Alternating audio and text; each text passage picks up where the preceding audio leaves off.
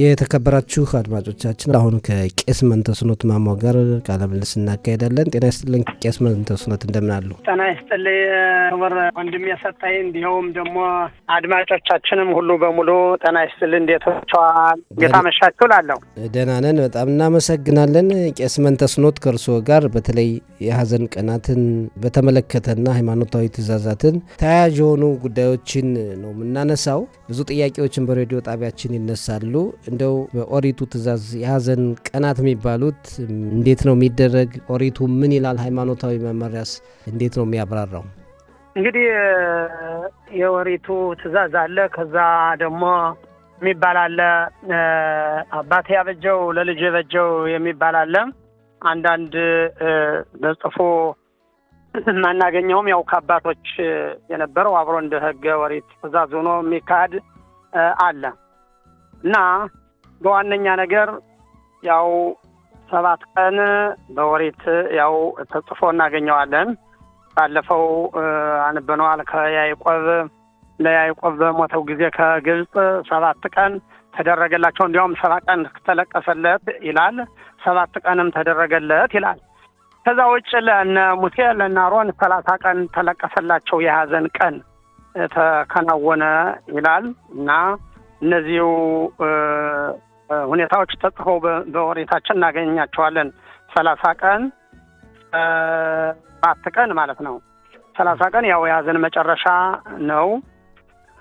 በእኛ ያው ልምድ ባለመኖሩ አንዳንዱ ሰው 30ውን እኮ እስከዚህንም እንትን ይላል፣ ግን ያው ነው። እዛ ደግሞ ማስታወሻ የሚባል አለ። ማስታወሻ ያው የዓመት ተስካርና በየዓመቱ የስም ማስታወሻ የሚደረግ ነው እና እነዚህ ሁሉም ያው ከኦሪት ሕግ ጋር አብረው ተያይዘው የነበሩና ትውልድ ትውልድ ዘመን ዘመን በመላው ሕዝብ ያው በእስራኤል ሕዝብም ሌላውም ሕዝብም የሚያከብራቸው ስርዓቶች ናቸው ማለት ነው። ጥሩ። አሁን እንግዲህ 7/30 መታሰቢያ ዓመታዊ መታሰቢያ አለ። አሁን በእነዚህ 7 በተባሉት ጊዜ ምንድን ነው የሚደረግ? ሃይማኖታዊ ትእዛዙ እንግዲህ ብዙ ጊዜ ልንጠይቅም የተገደድ ነው። የተለያዩ የእርድ ሁኔታዎች አሉ። በህብረተሰቡ ይቅር የሚሉም አካላት በእናንተም በኩል በሃይማኖት መሪዎችም እንዳይበዛ የሚሉ አሉ። ምንድን ነው መደረግ ያለበት? አሁን 7 ሲሆን 30 ሲሆን ይህንን ነገር አድርጉ የሚል ኦሪታዊ ትእዛዝ አለ ወይ? በእኛ በሃይማኖት መሪዎች በኩል እርግጠኛ ነኝ ሙላው ሁኔታው በመጠናዊ እንዲሆን፣ ሁኔታው ስርዓት ያለው እንዲሆን፣ ከስርዓት ውጭ እንዳይሆን፣ ከመጠንም ውጭ እንዳይሆን ያው የሙላው ካህናት ጥያቄ ነው። በእርድ ቦታም ሆነ ስንባረክም ሆነ ይበቃቸዋል፣ አታብዙት፣ ብዙ ነው እያለ አስተያየትና ትምህርት እንሰጣለን።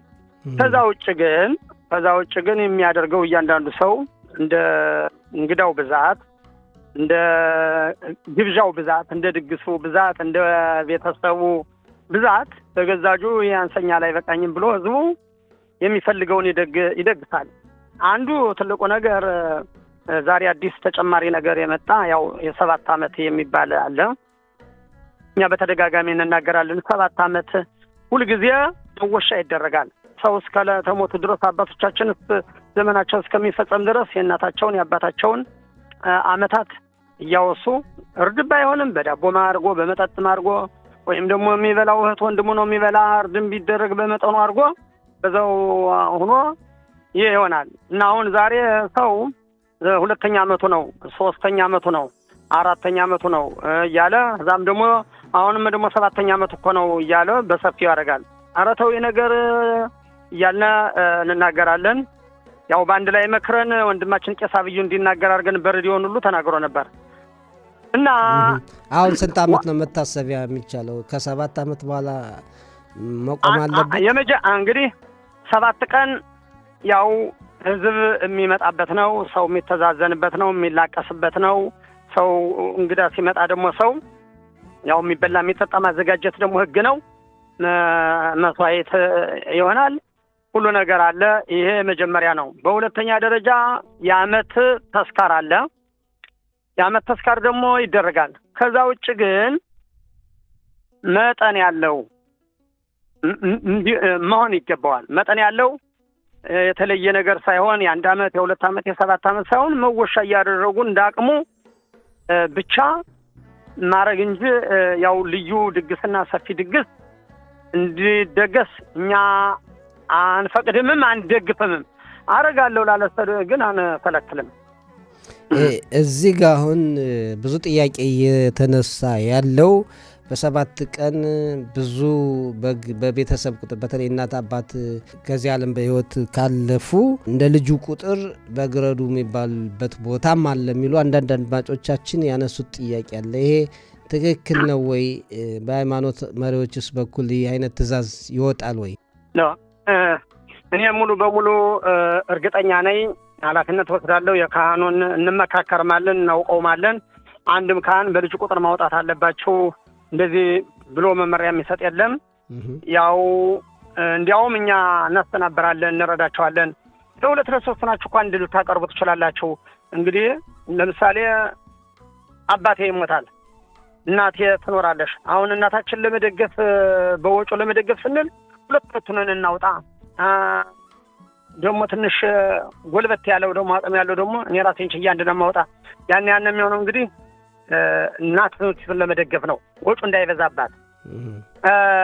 ከዛኛው ወጩን ቀነስ እናደርጋለን። አሁን እንልና ያንኛው ደግሞ ወደ መጠጡ ይሆናል፣ ይሄኛው ደግሞ ወደዛ ይሆናል።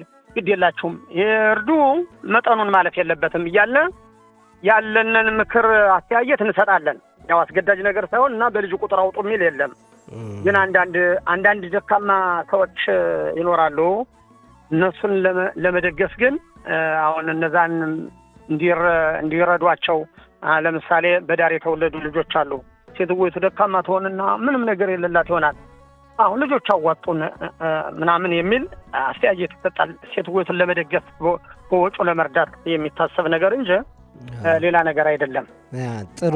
ሌላ የአልኮል መጠጥ በ7 እና በ30 በመታሰቢያው እንዲያው ሃይማኖታዊ መመሪያ አልኮል መጠጥ አስቀርቦ ነፍስ ይማር እንዲል የሚያዝ ነገር አለ ወይስ በልምድ ያመጣ ነው? እንዴት ነው? እስኪ ላይ በደንብ ያብራሩልን። እንግዲህ ያው መቼም መስዋዕት ተብሎ ሲቀርብ መጠጥ ይቀርባል። ግን ሁሉ ነገር መጠን ያለው መሆን አለበት። ከመጠኑ ያለፈው ነገር ሁሉ ለምሳሌ በጣም መጠን አሁን ዛሬ ደግሞ እንደ አዲስ እንዳፍራ ሆኖ አረቂ መጥቶ ጠረጴዛው ሙላ ይላል። በጣም የሚያሳዝን ነገር ነው። አሁን ያና ጠርሙስ አረቂ ሁሉ ተጠጥቶ ያልቅም። ቤተሰብ በካርቶን አድርጎ ቤት ይወስደዋል። ምንድነው መሆን ያለበት? እንግዲህ ያነ ሰው ያረቂ ጠጭ መሆን አለበት ወይስ ለልጆቹ ማጠጣት አለበት? ይህ በጣም ትክክል ያልሆነ ነገር ነው። ይገርማል። ከኛ ጋር የት ነው የመጣ አረቂው? አሁን እንዳሉት አሁን የመጣ ነው። ይሄን ቅርብ ዓመት ምናምን የመጣ ነገር ነው። ደግሞ አሁን ይሄን ነገር በእኛ ሀገራችን ማለት እንደዚህ አሁን ሃይማኖታዊ መመሪያው ማይፈቅድ ከሆነ እንደዚህ አይነት ነገር አረቂ በሀዘን ጊዜ ሲደረደር እናያለን። እና ይሄ ለምንድን ነው እናንተ እንግዲህ ህብረተሰቡ ሃይማኖታዊ መሪዎች ናቸው እና ተው ማትሉ? እንደዚህ አይነት ነገር እኮ የሚሰማ ክፍል አለ፣ የማይሰማ ክፍል አለ። በዚህ በእኛ አንድ እንደ ምሳሌ አድርጌ የምናገረው አንድ ትልቅ ሜታችን የሚሆኑ ናቸው። አንዲት ሴት ይሞታሉ ከዚህ ከኛ ሀገር ቀናት ማለት ነው። ህዝቡ አምጥቶ አረቂውን አንዱ ጠረጴዛ በቃ ምንም አረቂያ ስፍራው አልበቃው አለ። አሁን እኔ ላይ ቆሜ ለምን ነው እንደዚህ የምታደርጉ? ይህ እንግዲህ የት ነው ሜዳውን ይውላ። ሌላው ይቅርና ማኖሪያም እኮ እየቸገረ ነው እና እንዴት ነው ብዬ አንድ 50 ብር እርዳታ ብትሸጉጡ ይበልጣል። መረዳዳቱ ጥሩ ነው፣ መደጋገፉ ጥሩ ነው። ግን በሚጠቅመው አይነት ብንረዳዳ ይሻላል። በማይጠቅመው አይነት የምንረዳዳ ምክር ገለጥኩኝ። በዚህ በትግሬ በወልቃይት የመጡ ሰዎች ናቸው። ትክክል ነው፣ እውነት ነው፣ እግዚአብሔር ይስጣሉና በሚቀጥለው አንድ ሴት ወብት ሞት ሁሉ ሰው ታረቂው ፈንታ ገንዘብ አስመዝግቦ ሰው የሚሰማ ህዝብ አለ፣ የሚሰማ ክፍል አለ፣ የማይሰማ ክፍል አለ እና እኔ በጣም ደስ አሉኝ። አሁንም ደግሞ እኔ በዚህ አጋጣሚ በእውነት የምለው አረቄ ለመስዋዕትነት የሚቀርብም ወይም ደግሞ ለዚህ በህዝብ መሀል የሚቀርብም አይደለም። ለልጆቻችን አቀርበን የምናሳየው እንትንም አይደለም። ቢራ ውስጥ እንደፈቀደበት ይቅረብ። ቢራም ደግሞ ያው እኮ ነው አልኮል እኮ ነው ተስኖት ቢራም ቢሆን እኮ አልኮል ነው እና ብዛት ያለው ቢራ ለምን ይቀርባል? ካረቄው ቢራው ይሻላል። ቢራው ለመመለስ ይቻላል። ለአንድ ቢራ ለመመለሱ ጉዳይ ሳይሆን አንድ ሰው አሁን ለማዘን በዛው ተጨንቆ ነው ያለ ቤተሰብ አካሉ ሲለየው ሀዘን ውስጥ ነው ያለ። ሀዘን ውስጥ ተቀምጦ ባለበት ጊዜ የአልኮል መጠጥ ምን አስፈለገው? በሀዘን ልብስም እኮ የሚቀደድ በሀዘን ስላለ ነው እና በዛው ወቅት ሀዘኑ አይረሳም ወይ? መጠጥ ጭራሽ ቢቀርስ ሃይማኖታዊ መመሪያ ማይከለክል ከሆነ እናንተ ይህንን ለምን? እንግዲህ ሃይማኖትን በሚመለከት ያው ብዙ ሳይሆን መጠን ያለው መቅረብ አለበት። መጠን ያለው መቅረብ አለበት። አንዳንድያው አይሰረዝም። ሁሉ አብሮ ጎን በጎን የሚሄድ ነው። የመጠጡን መስዋዕትና የእህሉን መስዋዕት ስለሚል ዋናው እኛ የሚያስፈልገው ነገር መጠን ነው። ይህ በሁሉ ህዝብ ያለ ነው። ግን ለምሳሌ በመጀመሪያው ሀዘን ጊዜ መጠጥ ሲቀርብ ነበር። ያንን ያው ሁሉ ተስማምቶበት አንድ ባንድ ዛሬ የተመሰገነውን ቀርቷል። በጣም ትክክል ነው። ይህ ግን የታስቦ ዝክ ብሎ አስተውሎ የሚደረገው ግን ማስታወሻ አመታትን በመሰለ 7 ቀኑን በመሰለ ሰውየው ተረጋግቶ የመጀመሪያው ሀዘን አልፎ ተረጋግቶ የሚያደርገው ስለሆነ ደግሞ ከፍ ላሉ ሰዎች እድሜ ለጠገቡ ሰዎች ደግሞ እንዲህ አንዳንድ ጊዜ እግዚአብሔር አይበለው እንጂ በልጅነት እድሜ በህፃንነት እድሜ ሳይዳሩ ሳይኳሉ ለሞቱት ሁሉ መቅረብ የለበትም። አንድ ልጅ አንዲት ደካማ ሴት ጎናት ልጅ ይሞትባታል። መቅረብ የለበትም ብለን 2 ካህናቶች ከለከልና 7 ቀኑ የዛም ምንም መጠጥ እንዳያትገዙ አለ። በእውነት ሳይገዙ ቀሩ አለ። ግማሽ ሰዎች ደግሞ እኛን ትንሽ ሸነከፉን በንግግር ምንም አይደል ብለን አሳለፍን። አንዳንድ ጊዜ እንደዚህ እያረግነን ያለና ወጣቶች ግምኛ ሲሞቱ አለሳ ሲሞቱ መጠጥ ምን ያስፈልጋል? አሁን በመዳር ፈንታ ሲሞቱ እያልን ያስቀረናል። ግን እድሜ የጠገቡት ደግሞ እንደ ሰርጋቸው እንደ ዳሳቸው ማለት ስለሆነ ሁሉን አንድ አድርጎ ማየት ነው። ማስተዋል እና ምክር መስማት ነው የሚያስፈልገን እንጂ አንድያውን ይሰረዝ የሚለው ነገር አያስፈልግም።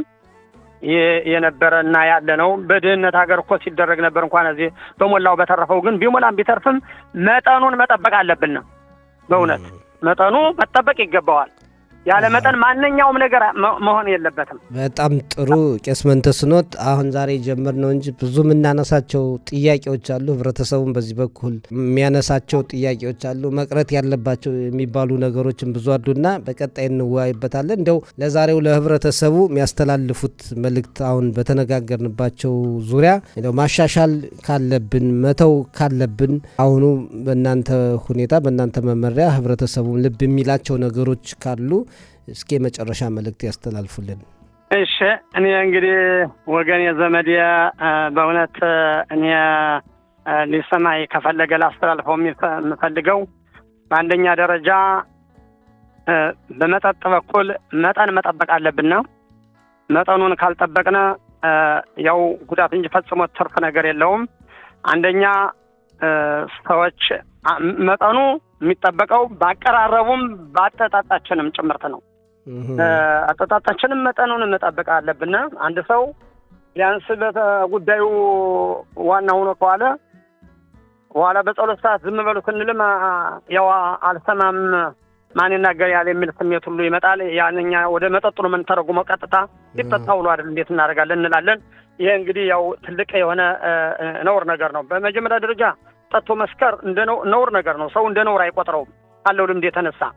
አሁን በመንግስት ሰራተኛ ለምሳሌ እንኳን ሰክሮ ይቀርና ሲጠጣ ከታየ ከስራው ይባረራል፣ ከስልጣኑ ይወርዳል። እና እኛ ደግሞ ደረጃችንን መጠበቅ አለብን።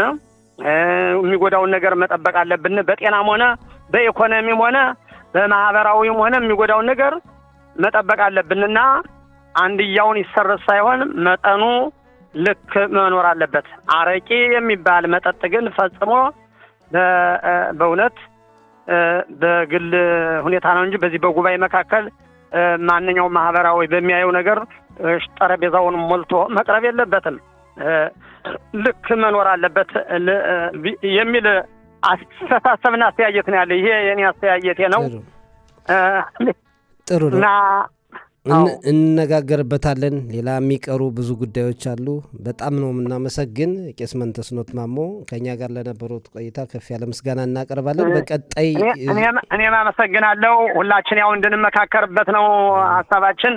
እየተመካከርን ታውን ፊት ብዙ ነገሮች እንዳስቀር አሁንም ለመመካከር ነው። ማንም የሚያስገድድ የለም።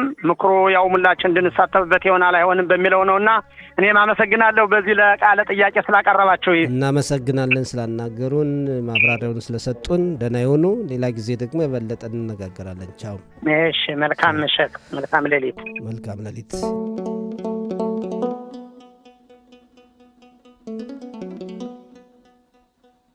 የተከበራችሁ አድማጮቻችን ከዚህ ቀጥለን በርሾል ለጽዮን ከተማ የኢትዮጵያ ይሁዳን ሃይማኖት መሪ ከሆኑት ራብ ከፍ ያለው ሙሼ ቦጋለ ጋር ቃለ ምልልስ እናካሄዳለን። እሳቸውም በስልክ መስመራችን ይገኛሉ። ጤና ይስጥልን ክቡር ራብ፣ እንደምን አሉ?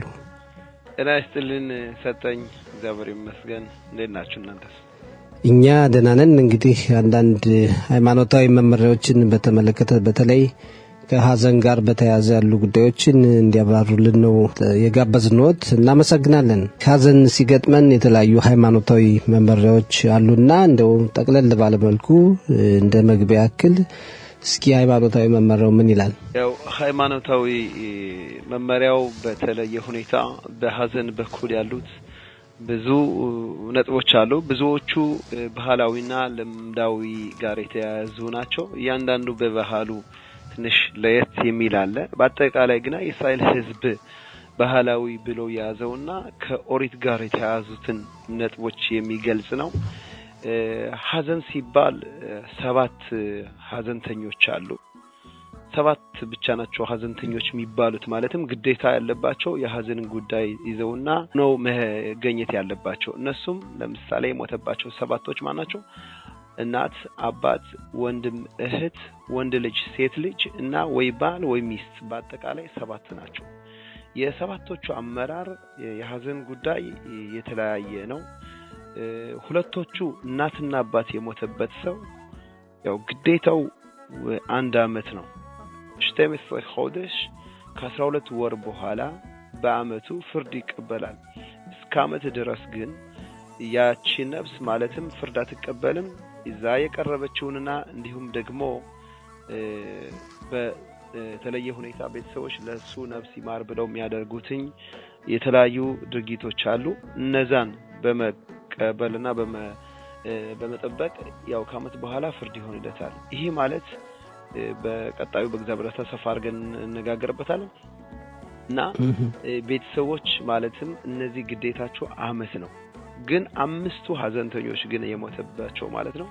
ለምሳሌ ወንድም፣ እህት፣ ወንድ ልጅ፣ ሴት ልጅ ወይም ሚስት ወይ ባል የሞተበት ግና ግዴታው ወር ብቻ ነው የሀዘን ጉዳይ ማለት ነው። ይሄ ማለት ሰርግ፣ የተለያዩ ነገሮች ደስታ መውጣት ቢፈልጉ ከወር በኋላ ሁሉን ይችላሉ። ፍርዱን ግን የሚቀበለው እንደ እናትም እንደ አባትም በአመት ብቻ ነው። ዲን ገሄናም ይላሉ ሊቃውንቶች። 12 ходש የፍርድ መቀበል የሚቻለው ከአመት በኋላ ነው። ከ12 ወር በኋላ በአመቱ ፍርድ ይቀበላል። እና ጠቅለል ባለ ሁኔታ እነዚህ 5ቶች ለብቻቸው ወር ነው ያላቸው። እናትና አባት ግን ማክበር ያለብንን በህይወቱ እያሉ ብቻ ሳይሆን ከሞቱም በኋላ ማክበር ግዴታ ስላለብን አዝ ተጨማሪ 11 ወር ያስፈልጋል። በአጠቃላይ 12 ወር አመት ማለት ነው ግዴታ ያለበት። በጣም ጥሩ ማብራሪያው ጥሩ ነው። ግን አሁን እኛ እንደ ልምድም ያመጣ ነው ለሁሉም። እርግጥ ሀዘን ከባድ ነው፣ በአንድ ወር የሚለቅ አይደለምና ለ1 አመት ነው ቢያንስ እያሰብነው ያለና ያካሄድ እንግዲህ እንደሚነግሩን ከመመሪያው ጋር የሚጻረር ይመስላል። ይሄ ምንድነው አባቶች ምን ያለው ሞኝ ያሰረውን ብልህ አይፈታውም ይላሉ። በትልቅ አባባል ነው። ምክንያቱም ቀደም ብለው 1-2 ሰዎችም ሆኑ 3ም ሆነም ህዝብም ሆነ ባልገባንን ሁኔታ ነገሮች እንዲሆኑ በማድረጋችን ያንን ሞኝ ያሰረውን ብልህ አይፈታውም አሁን የምንላቸውና የምንነጋገርባቸው ነጥቦች ናቸው። ምንድናቸው እነሱ? አሁን በኦሪት ላይ የተጻፈው ቀስ ብለን እንነጋገርበታለን። ስለ ሀዘን ጉዳይ የተጻፈና በድሮ አንስቶ ከ3000 2000 ዓመት ዘመን ጀምሮ የመጣው ምንም ያልተንቀሳቀሰና ያልተቀየረው አሁን ያልኩት ነው።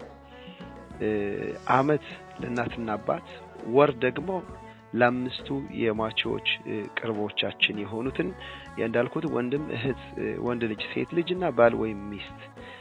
አሁን ሐዘኑ ይለቃል ማለታችን ሳይሆን ግዴታችን በኦሪት የተጻፈው ምንድነው? አሁን ለምሳሌ ዋናው ነጥቡ ላይ ምንድነው? ልጅ ሊዳር ይችላል። ሐዘንን ደግሞ የሚቀር ነገር አይደለም። ሁሌም አዲስ ነው። ዛሬ ይሄ ይሞታል፣ ነገ ደግሞ ሌላው ይሞታል። አሁን በሞት ምክንያት በተለያዩ ምክንያት ደስታዎችን ማራቅ አይቻልም። ደስታን ማቅረብ ነው እንጂ ማራቅ አይቻልም። አሁን ሐዘን ነገር ከሆነ አርቀው ማለትም ለነገ በለው። አባል ደስታ ነገሮችን ግና እንደ ትዳር ወይም ደግሞ ባር ሚጽዋ ወይም ደግሞ አሁንም ልጅ ሲወለድ ብሪት ሚላ እነዛም የሆኑትን እንቀንስ፣ ደስታ ሳይሆን እንጨምርበት ነው። እግዚአብሔር ምንድነው ያለው? ከኔ በለጠ እናንተ ሩህሩሆች አይደላችሁም፣ እኔ በሰጠዋችሁ ጊዜ ብቻ ተጠቀሙ። ያንን አሁን ከኛ ኢትዮጵያን ባህላዊ ብዙ ኢትስተት ሆነው የተገኙ አሉ። ኢትዮጵያ ምዘናቸው ያልነበረው ለምሳሌ ኢትዮጵያ በ7 ቀን የሚባለውን የሚያውቅ አልነበረም። ሳልስት ነው የሚባል በመጀመሪያው ቀን ያልደረሰ ሰው በሶስተኛው ቀን ይደርሳል። በኦሪትም በሊቃውንቶች የተጻፈው ምንድነው? ሽሎሻ ያሚም ለበኺ 3 ቀን ለልቅሶ ማለትም 7ኛውን ቀን ልቅሶ ከማድረግ ይልቅ በእናንተ አሁን ለምሳሌ አብረን አሁን በተነጋገርነው ይሄ ነገር ቢቀየርልን ብዙ ጠቀሜታ እናገኝበታለን። የመጀመሪያው ቀን ያልደረሰ እስከ 3ኛው ቀን ማልቀስ ይችላል። ማለትም የልቅሶውን ቀን 3ኛው ቀን ማድረግ። 7ኛው ቀን ግን የሐዘን መታገሻና ሐዘናችን ማለትም አንድ ሰው የለበሰው ልብስም የተቀደዱት ልብስም ያንን የሐዘንን ጉዳይ የሚሸኝበት ነው። ቀብር ቤት ሄዶ ከዛ የሚጨርስበት ነው። የመጀመሪያውን ከባዱን የሐዘን ኃይል 7ቱን ቀን፣ ከዛ ደግሞ 30 ቀን አለ፣ ከዛ ደግሞ አመት አለ። አሁን ምን ሆነ? ምን አደረጉ? የኛ የመጀመሪያው ቀን ልቅሶ ያው የቀብር ቀን ነው፣ የታወቀ ነው። ከዛ 7ኛውን ቀን መለቀስ ማይቻለው ነው ያልተፈቀደው ነው። እግዚአብሔር ሽሎሻ ያሚም ለበኺ 3 ቀን ብቻ ነው ለልቅሶ እግዚአብሔር የፈቀደልን። ከዛ ውጭ የሚለቀሱት ልቅሶች ለህይወት ላለነው ለሟቹም በጣም ጥሩ አይደሉም። እነዛ ለኛም መጥፎ ይሰጡና ሌላ ሐዘን እንድንገባብነን ያደርጋል። ለሟቹ ደግሞ አንተ በዛ ጥለህ ሄድከው ለቅሶ ብቻ ነው እንጂ ስላንተ በጎ ነገር ወይም የኦሪት ትእዛዝ የሚናገር የለም እየተባለ እሱም ደግሞ ነፍሲቱ 7ቱን ቀን ትመላለሳለች። እችን በየሄደባት ጊዜ ይነገረዋል። አሁን በ7ቱ ቀንም ደግሞ ያልተጠበቀና ያልነበረ ሰምተነው ማናውቀው እንደገና አዲስ ነገር ይመጣል። በሊቃውንቶች እንዲሁም በፈረንጆች ያለው አንዱ በ7 ቀን ምንድነው? 7ቱ ቀን ሊገባ ማታውን ማለት ነው። ማታውን ምን ይሆናል? ስዑዳ ይሆናል። ስዑዳም የሆነው ሊቃውንቶች እንደዚህ የቤተሰቦች ደግሞ ስለ ሟቹ ታሪክ የሚያውቁትኝ እነሱ ይሰበሰቡና ድባር ቶራ የኦሪትን ንግግር አድርጉ ይባላሉ። ስለ ሟቹ ደግሞ ታሪክ የሚያውቁ ጥሩ ነገር በጎ አድራጎት በስሙን ጥሩ ነገር የሚያስታውስ ንግግሮችን ተናገሩ ይባላል። ከዛም ደግሞ ሟች በህይወት እያለ ሳይባርክ ወይም ደግሞ የመጀመሪያውን ቡራኬ የመጨረሻውን ቡራኬ ሳያደርግ ሞቶ ሊሆን ይችላል። ያንን የሱን ስተት ለማረም ምግቦች ይቀርባሉ። የሁሎች ምርቃን አይነቶች ምግቦች ይቀርባሉ። እነዛም ምግቦች እኛ በምንባረክበት ጊዜ ያን ሟች እንደባረካቸውና በዚህ ምክንያት ቅጣት እንደማይሰጡት የምንረዳው ነገር ነው። አሁን ምን አደረግነኛ? አንደኛ 7ኛው ቀን ድግስ አደረግነው። ስጋ ይታረዳል። ምንም ይሄ ህዝብ ማለት ነው ልጆችን የሚያሳድግበትና ትዳራቸው እንዲይዙ ቤት እንዲሰሩ የሚጠቀምበትም ገንዘብ በቃ ምንም ትርጉም ለሌለው ይወጣል። በ7ቱ ቀን ህዝብ እንዲበላ ማድረጉ ምንም ቦታ አልነበረም። ይሄ በኦሪት የተጻፈ ነው ወይስ እንዲሁ በልምድ ያመጣ ነው? አሁን የሚነግሩን 3 ቀን ከሆነ ዋናው ወሳኙ ነገር 7ኛው ቀን ብዙ የሚታረድበት ሁኔታ እንዴት ነው የሚታይ ከሃይማኖት አንፃር? ይሄው የተናገሩ 3 ቀን የተባለው 7ቱን ቀን በአጠቃላይ የሐዘን ጉዳዮች በባህላዊ የመጡ ከሙሴ ጀምረው ነው። ሙሴ የተናገራቸውን አሁን እያልኩ ነው። አሁን ይሄ ግን ማረድ ምናምን የተባለው ኢትዮጵያ እንኳን በአመት ነው ተስካር ተብሎ ያለው የሚያመጣ የነበረ በአሁኑም ጊዜ ቢሆንም ተስካሩ የሚሆነው ለምሳሌ ያንን የሐዘን ማስታገሻና ለሟቹ የሚጠቅመውን ነገር በኦሪት ተነግረዋል ማለት ሊቃውንቶች በአፈ ታሪክ ተነግሮናል። ያን ምንድነው? ለምሳሌ የኦሪትን ንግግር ማድረግ ቤተሰቦች ደግሞ ለምሳሌ ሰንበትን ከልጆቹ የሚጠብቅና ማይጠብቅ ካለ እግዚአብሔርን ተዛዝዞ ማይሄድ ካለ እንዲዝ ማድረግ ነው እንጂ ምግብ መጥቶ ብዙ ስተቶች አሉ። አንደኛ ምግቡን የሚመጣው ካሸር ላይሆን ይችላል። ማለትም አተራረዱ ሂደት ብዙ የተለያዩ ተጨማሪ ነገሮች አሉ። እንዲሁም ደግሞ ብዙ ያሰራሩ ከዛ ውስጥ ያንን ምግብ ወስዶ አንደኛ ሳይባርኩ ሊበሉ ይችላሉ። ቢባርኩም ደግሞ እግዚአብሔር ባርኩት ያለው ምግብ ስለባረኩ ይሄም ደግሞ ለሟቹ ኃጢያት ነው። በተጨማሪ ደግሞ ብዙዎች እየተቸገሩ ነው ያሉ። ዛሬ በግ ለመግዛት ብዙ ብር ነው። አንድ ከብት ለመግዛት ብዙ ብር ነው እና ያን ሐዘንተኛ የቃብሩን ዳና መከራ ሳልፍ የማችን ደግሞ የሞተበትን ሳልፍ ደግሞ አሁን ደግሞ የአዲስ ነገር በሰባቱ ድግስ እንደገና በ30ው ድግስ በአመቱ ድግስ አዛ ደግሞ በየአመቱ አዛ ደግሞ በ7 አመት ይባላል። ይሄ ሁላ ባህላዊ ሆኖ የመጣና ሰምተነው ማናውቀው ነውና ድሮም ዘነው ያልመጣ ነው። አሁንም በተግባር ላይ የእስራኤል ህዝብ ማያደርጉት ነው። መሆን ካለበት ያንዳንዱ አዛላውን ይዛል ቤተሰቡን ማለት ነው። 30 40 50 ሰውም ሆነ ቤተሰቡ ሆኖ የሚችለውን አርዶ ወይም ደግሞ አዘጋጅቶ ያው የነፍስ ይማር ማስደረግ በቤት ክነሴት ነው እንጂ ይሄ ማዶኑ ለለቅሶ ብቻ ነው። ከለቅሶ በኋላ ግና የሚሆኑት ነገሮች ይሄ ተጨማሪ ዝም ብለን ያመጣ ነውና ምንም ትርጉም የሌለው ሰውም በውስጡ እየተረበሸ እየቆጨው ግን መናገር እየከበዳቸው ያሉት። እንዲህ ከሆነ በአመቱስ ምንድነው መደረግ ያለበት? አሁን እንግዲህ በሰባቱ የሚደረገው በልምድ ያመጣ ነው እንጂ ግዴታ እንደሌለብን ነው የተረዳሁት እርስዎ ካብራሩት። በአመቱስ ምንድነው የሚደረግ? ያው በአመቱም ደግሞ ያቺ ቀን ማለት ነው በኤቭሪያን አቆጣጠር 3 የአመት አቆጣጠር ሂደት አለ። የሶስቶችን መግለጽ ፈልጋለሁ። አንደኛ ኢትዮጵያ ወርን በ30 ነው የሚገልጹትኝ። 30 ቀን በ12 ሲባዛ 360 ነው አይደለ? 5 ቀን ትጎላለች። ያቺን 5 ቀን ምን ይሏታል? ቋግሜ ይሏታል። በአውሮፓን አቆጣጠር ደግሞ 28 29 30 31 በአጠቃላይ በአመቱ እንደዛ ያደረጉ 365 ቀን ይደርሳሉ። በኢብሪያን አቆጣጠር ግን የሾደሽ ማለ ሾደሽ ኸሰር ሙሉ ወር አለ። ሙሉ ወሩ 30 ቀን ይባላል። ጎዶሎ ወር ደግሞ 29 ቀን ይባላል። ይሄን አቆጣጠር የምናደርገው በጨረቃው ነው። ጨረቃይቱ አንዳንዴ ሙሉ ትሆናለች፣ አንዳንዴ ጎዶሎ ትሆናለች። ይሄን ማድረግ የምንችለው ደግሞ በሂሳብ በጨረቃ እንዴት ብላ እንደምትመጣና እንደምትል ነው። በአሁኑ ጊዜ ለ6000 ዘመን አመት ጊዜ ይሌል አዛኬን የሚባል እሱ ፈጽሞ ትዷል። በአሁኑ ጊዜ ማለትኛ ሂሳቡን ማድረግ ያስፈልገናል። ሂሳቡን ማለትም እነሱ ጨርሰውታል። ይሄ ማለት ምን ማለት ነው? የሟቹ አመታት አቆጣጠር በሞተበት ቀን ነው። ሞተበት ቀን ደግሞ በኤቭሪያን አቆጣጠር ብቻ ነው። ምክንያቱም በአውሮፓን አቆጣጠር ወይንም በኢትዮጵያ አቆጣጠር ካደረግነው ቀናቶቹ እኩል አይመጡም። ለምሳሌ እስላሞች አንድ ጊዜ ረመዳኑን በሆሬፍ ይወጣባቸዋል በክረምት፣ አንድ ጊዜ በበጋ። ለምን? ቀኑን አቆጣጠር እዛው ስለዱ። የኛ ግና ፔሳህ የተባለ ፔሳህ በጊዜው በግዛውን ቀን ነው። በአቪቭ ነው የተባለ በዛ ወር ነው የሚመጣ እና የአመቱ ቀን ሲደርስ ማታውን ማለት ነው። የኢብራን አቆጣጠር ደግሞ ቪ ኤረቪ ቦኬር ዮም ኤኻድ ማታ ፀሐይ ከገባች በኋላ 3 ኮከቦች ከወጡ በኋላ የበነገታው ቀን ይቆጠራል። በዛን ጊዜ አሁንም ሲኡዳ ይሆናል። ሲኡዳ ሆኖ ዋናው ሲኡዳ ማታው የሚሆነው ነው ይሆንና የኦሪት ንግግሮች ትምህርቶች ከሆኑ በኋላ በጠዋቱ ምን ያደርጋሉ? ሄደው ከቀብሩ ቤት የሚጸለቱ ጸሎቶች አሉ። በሰባቱም በ30ም እንዲሁም ደግሞ በአመታው አንድ ነው።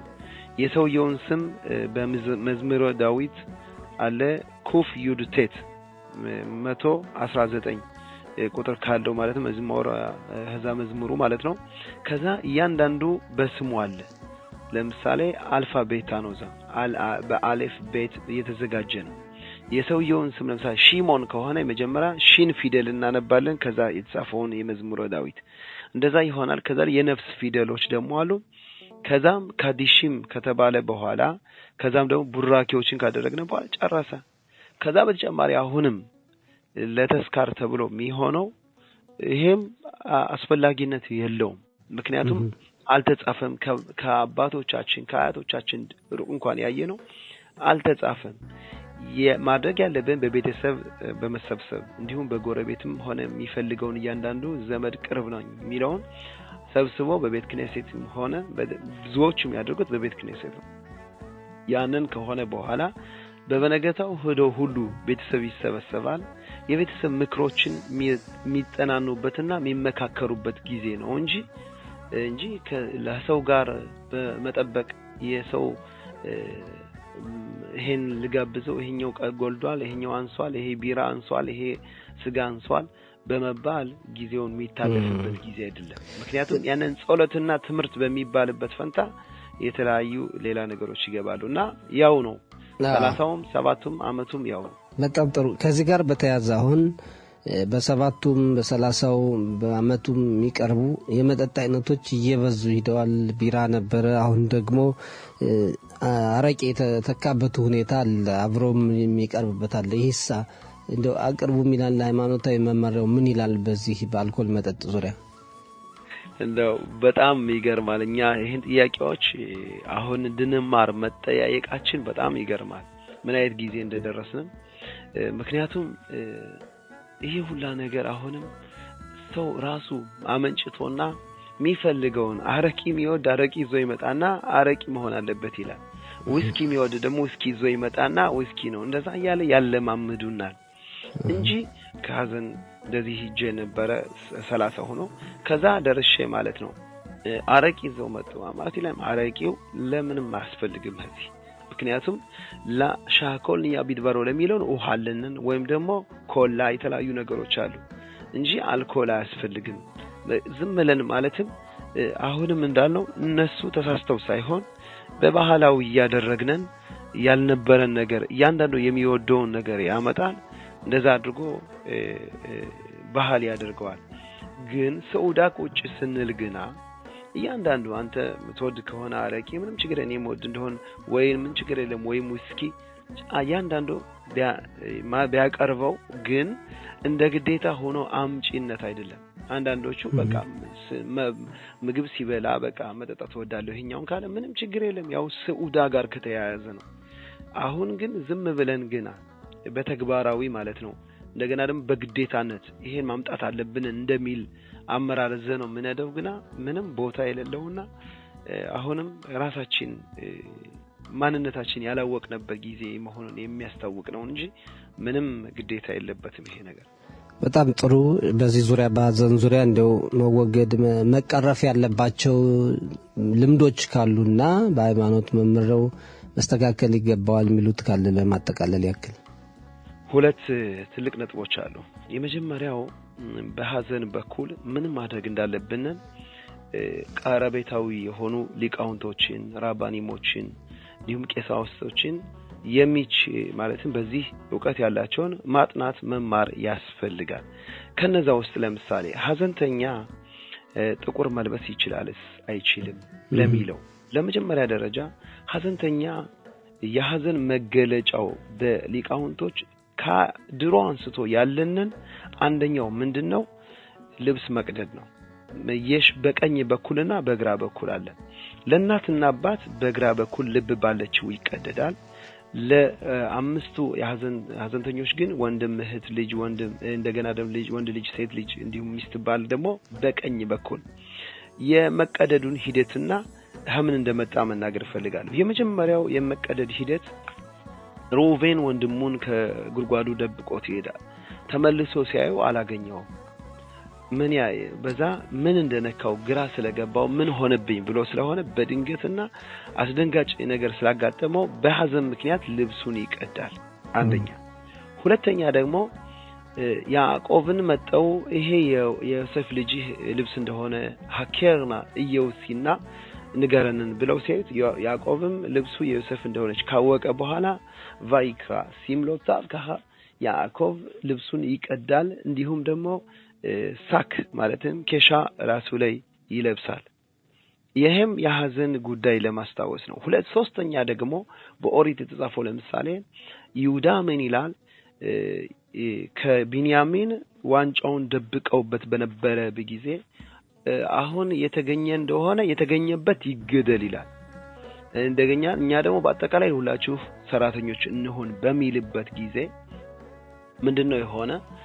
ያንን ይገኛል ዋንጫ ከቢንያሚን ሁሎችም 10 ነገዶች ከዛ የነበሩትን በአጠቃላይ ምን አደረጉ? ዘይክረኡ ሲምሎታ ልብሳቸውንም ይቀዳሉ። ለምንድን ነው? ወንድማቸው ሊሞትባቸው ነው። አሁን እነሱም ደግሞ ባሪያና ሰራተኛ ሊሆኑ ነው። እንደዛ ያለ ዳዊትም ስለ ልጁ አብሻሎም ይቀዳል።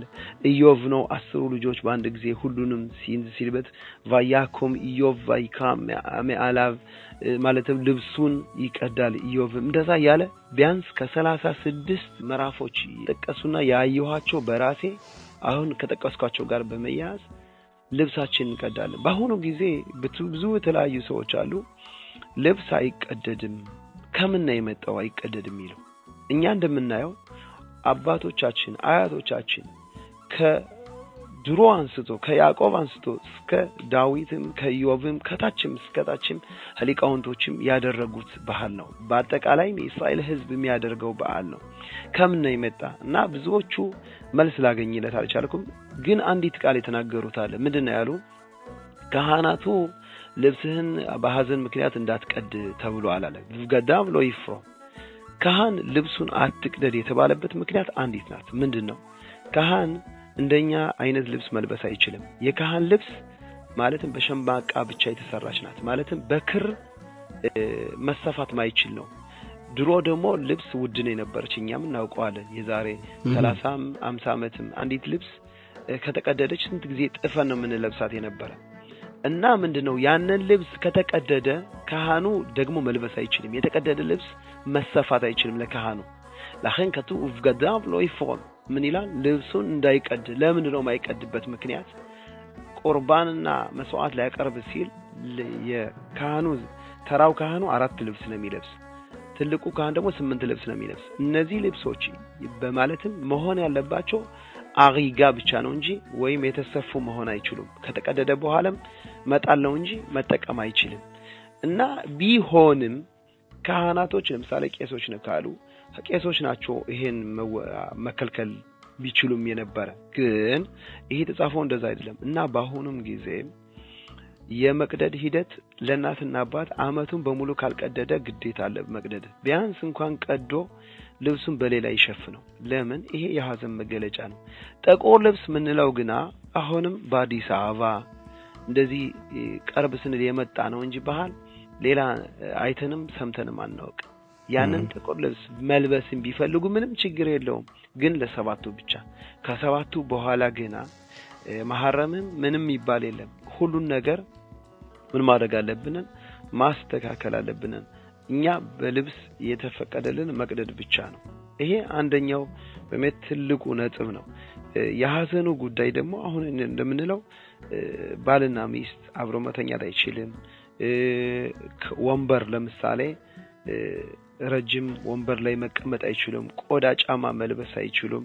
እንዲሁም ደግሞ መታጠብ እንደዛ የተለያዩ ነገሮች ነው የተከለከለ እንጂ ሌሎች ነገሮች ማለትም ምንም ግዴታና አታድርግ ሚል የለም። በጣም ነው እናመሰግን ክቡር ራብ ከፍ ያለው ሞሼ ቦጋለ። ሌላ ጊዜ ደግሞ እንነጋገራለን። ሰላም ይሁንልን።